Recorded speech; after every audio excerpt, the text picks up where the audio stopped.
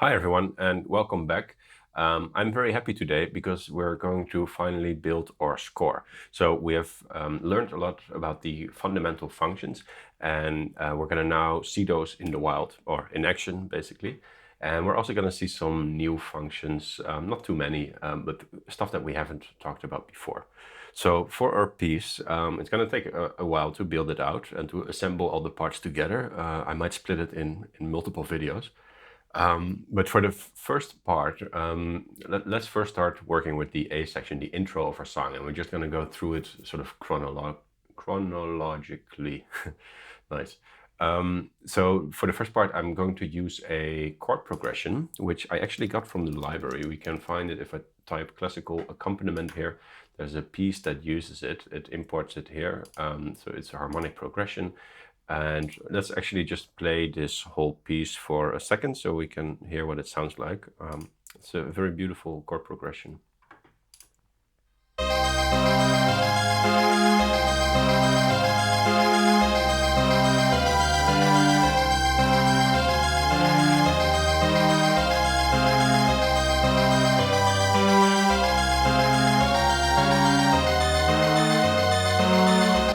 So I really like that.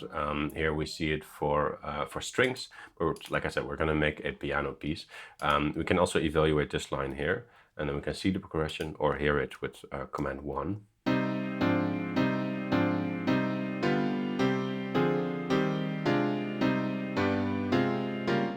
So I'm just going to paste this progression in because I have it on my other monitor here, and we set it to a variable called chords 1. And we can evaluate that.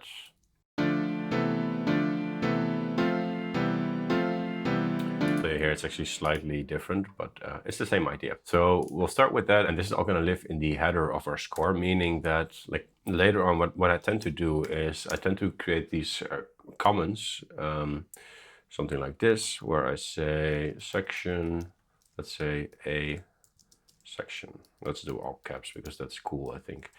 And then I just usually copy this and make it look pretty like that.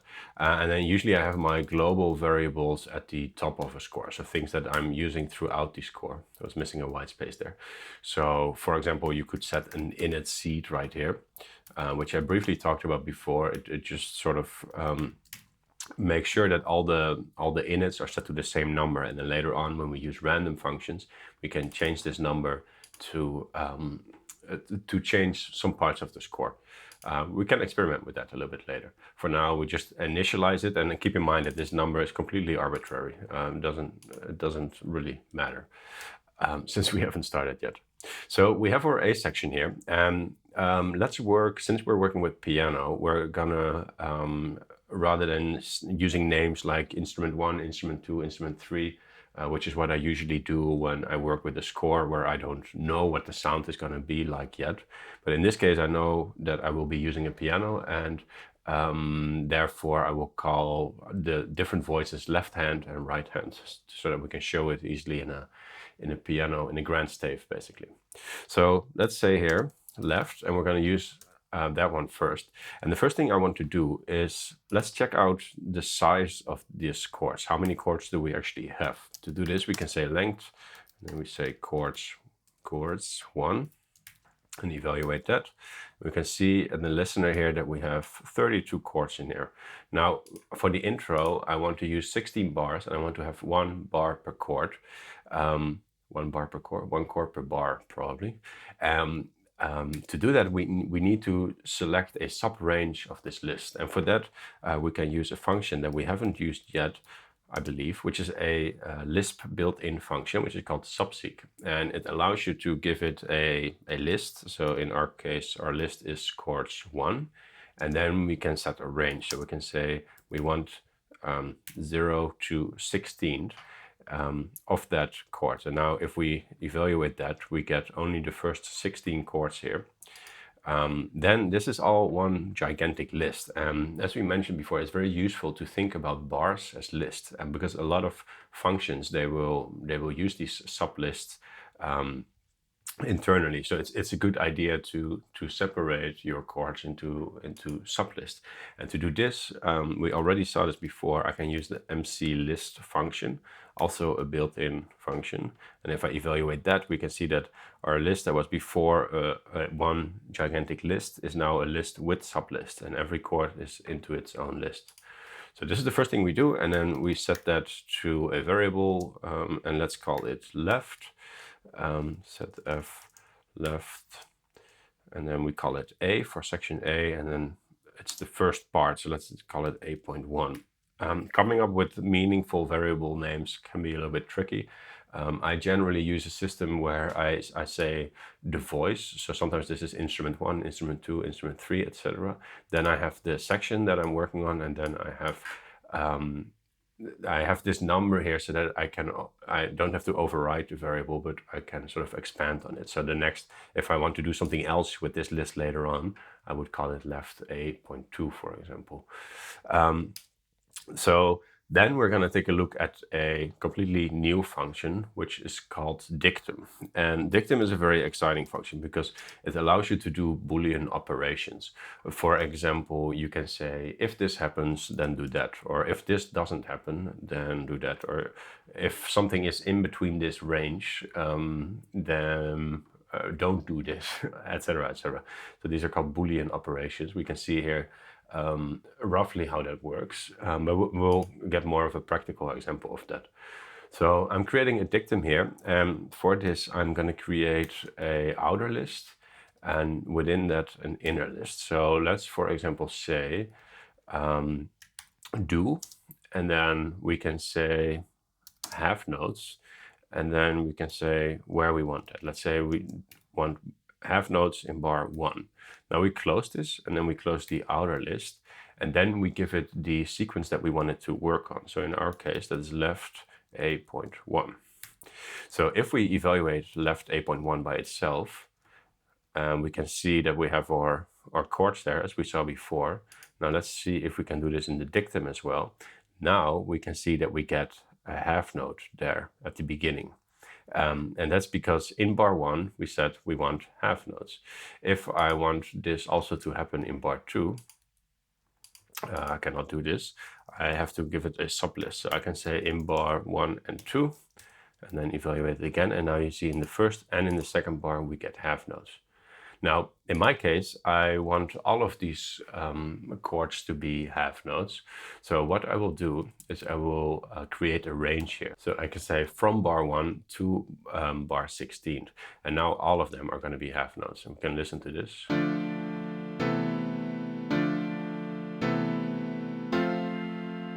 So this is just a very simple example, but we can keep adding rules to this. Let's add another do right here. So, and a do, it doesn't take any condition. So it just says, do this anyway. If I, for example, don't specify a bar, it will do this for all of the bars. So I want to have an articulation here. I want to use arpeggiated chords for the first 15 bars. So I can say here bar, and then we can say 1 to 15, and then close that list again, and then listen to it.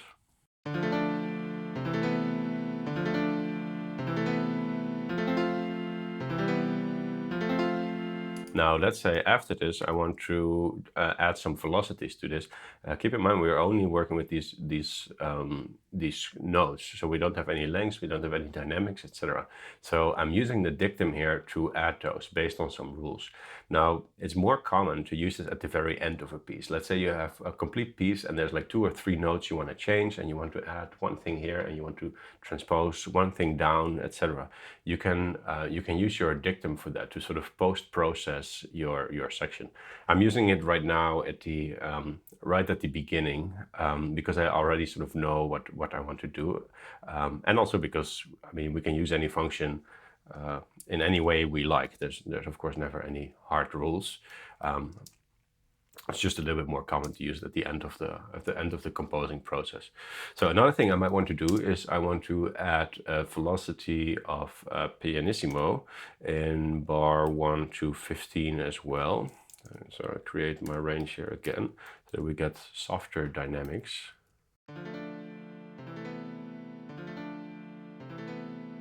But then if I want, I can actually choose one bar where I override this. So these rules are being read from the top to bottom. So if I create a double pianissimo here in bar 1 to 15, I can override this with, let's say, a mezzo forte in just bar 8. And it will override the previous rule. And you can see that it goes to mezzo forte there and then back to pianissimo. I will actually change this to the single P there.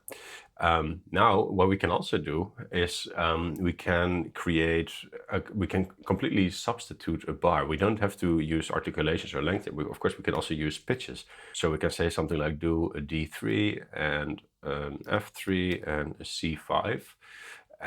If I close this list just to show you right now, it will do this with everything. Because I don't specify where I want it to happen. I want this to happen only in a specific bar, so I will choose bar 8 and then listen to this. And you can see it happening there.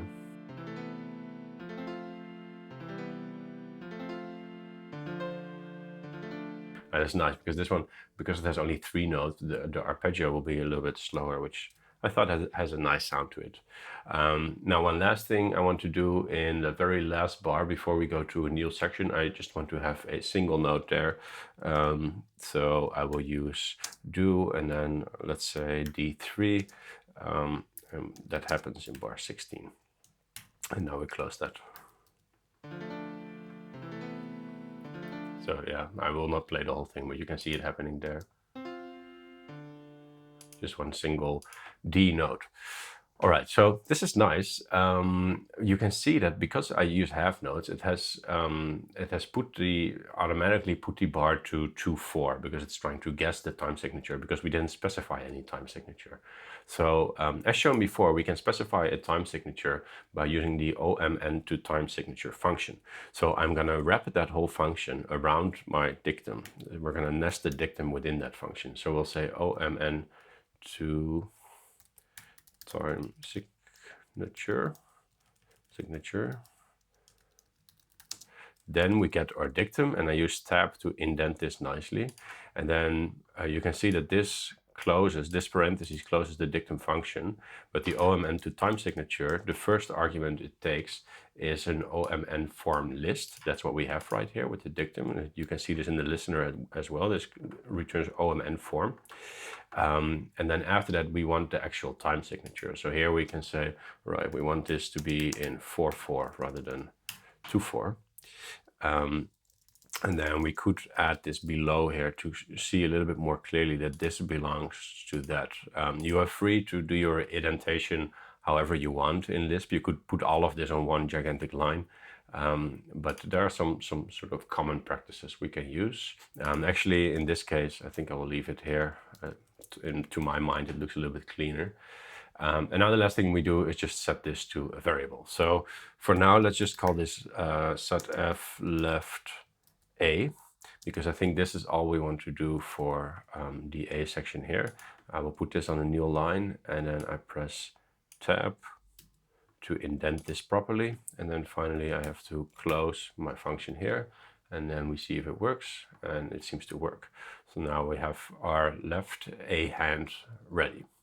Okay, so that's for the left hand. Now let's go with the right hand as well.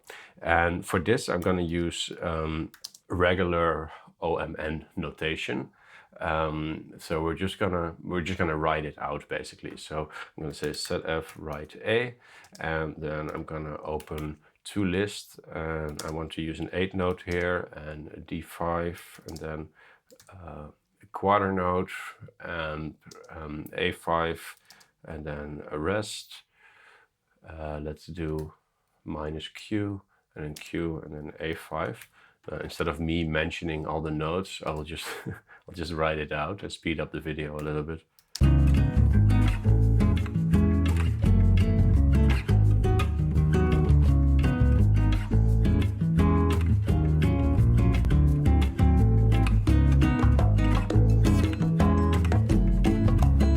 So forgot a bar there. Let's see if this if this sounds the way I want it to.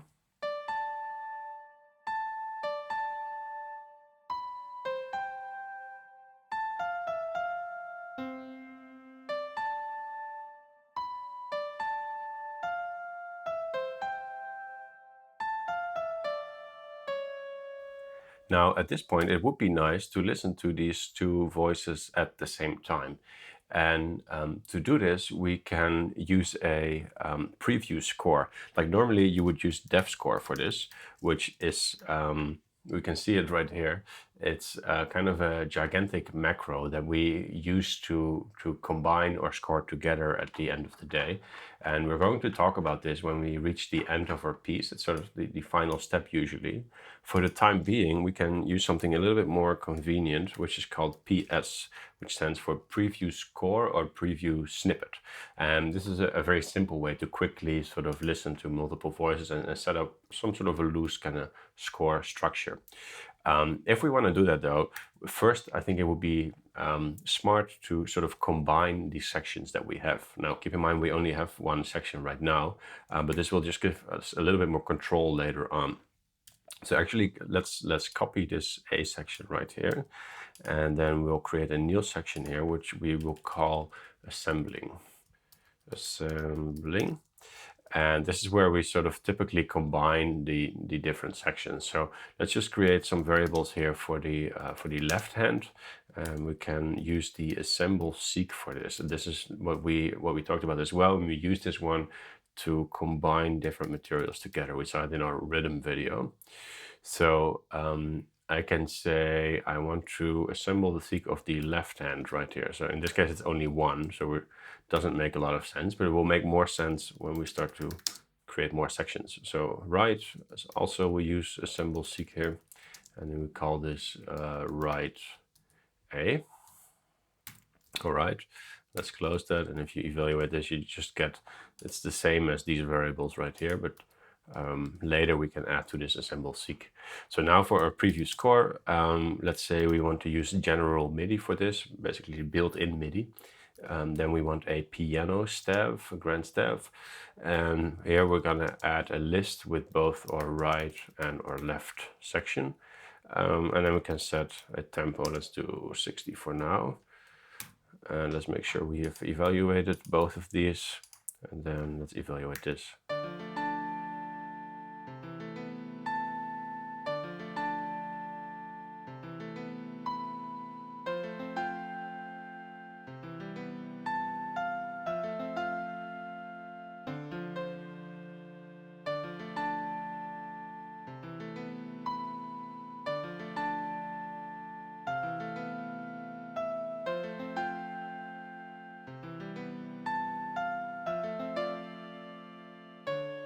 All right, that sounds nice. I like that.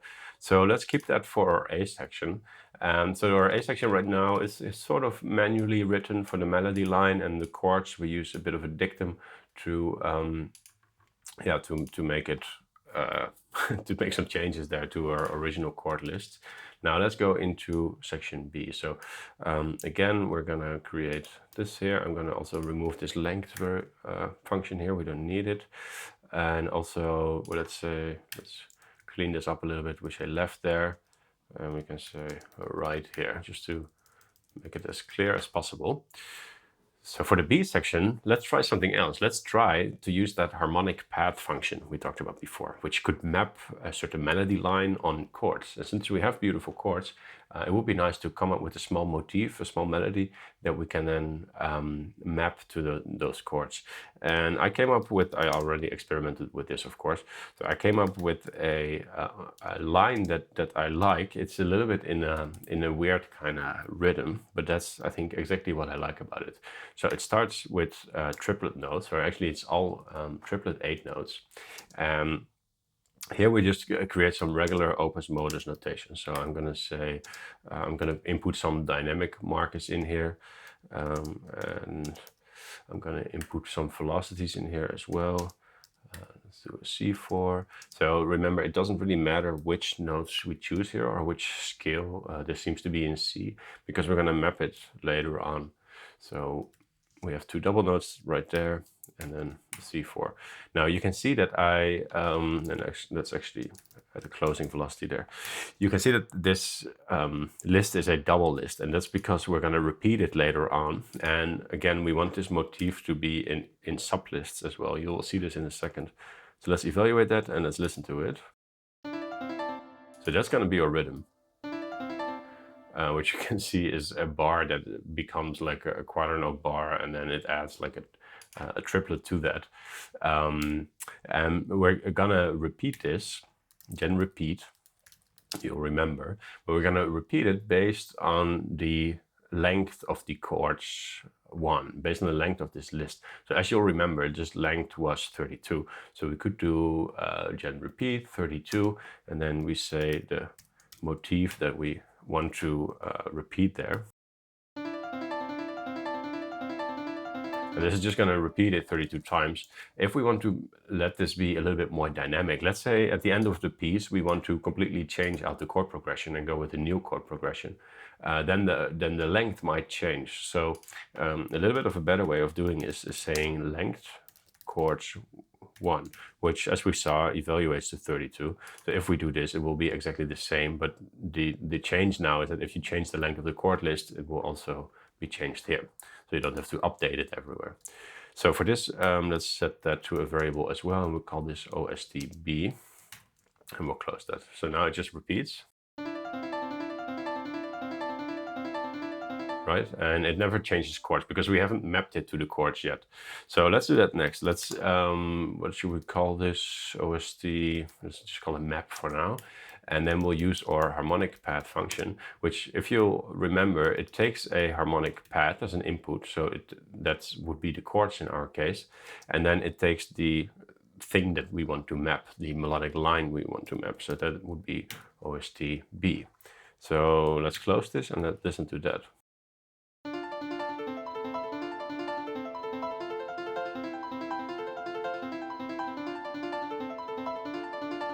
Right, so now we hear that they're actually mapped to the chords that we want to use. Now let's add some variation in here.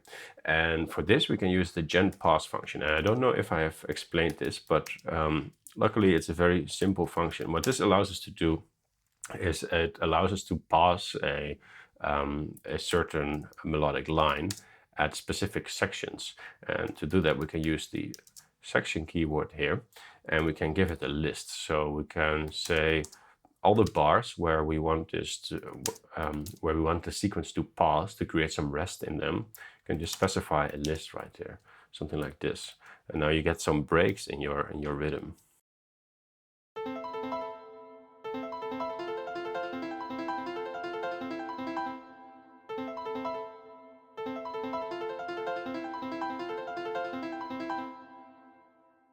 Right, so hopefully that makes sense.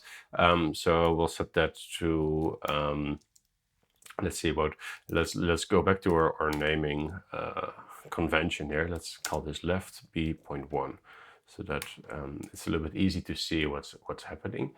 So we'll set that to gen pause, and then just for fun, let's retrograde this whole thing. So we do gen retrograde, and we just put that variable in there. So it's going to invert them.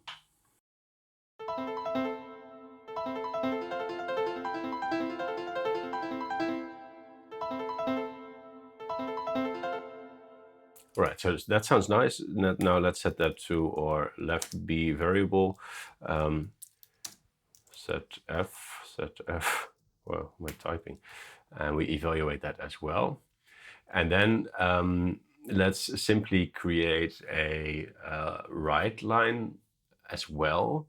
And the right line, like the reason I'm retrograding it here is so that if we start the variable for our right hand, we can not retrograde it, and then basically we get these motifs that are the same, but the right hand will be in the original position as we specified it here in the motif, and the left hand will be retrograded.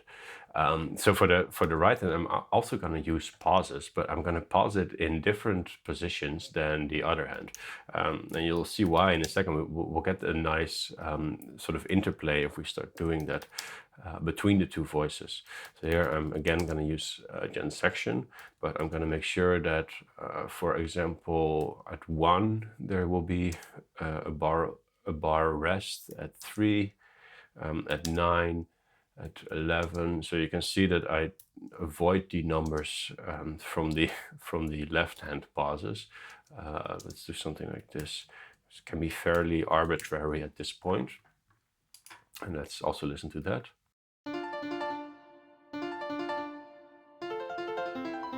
All right, and now because we have our variables here, and because we have our preview score, we can actually listen to this whole section together right now.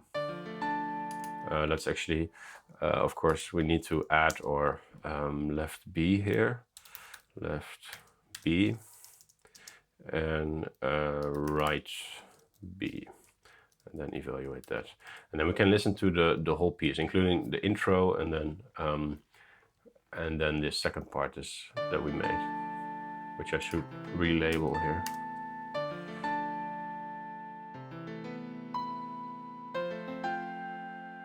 So here you can see the pauses happening and the bar sort of alternating. Let's fast forward a little bit.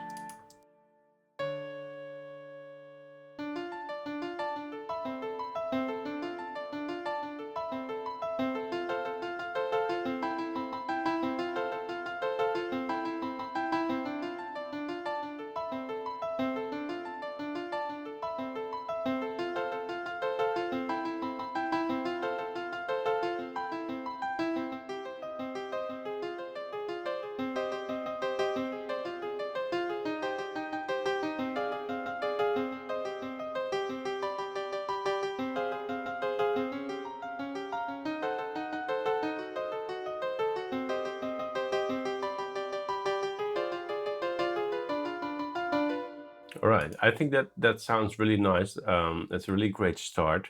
Let's leave it at that for now, because there's quite some stuff in here for you can review. Of course, you could now, the harmonic path takes quite some arguments that you can mess around with to make things a little bit different. You can try different bars here. Of course, if you want to have your own piece rather than following along exactly, you could create a different motif, or you could use your own chord progression. So yeah, I would advise to play around with this for a little bit, try to see how everything works. And then meanwhile, I will work on the next video to build out the rest of the sections of the song. So thank you for watching, have fun with this, and I will see you there.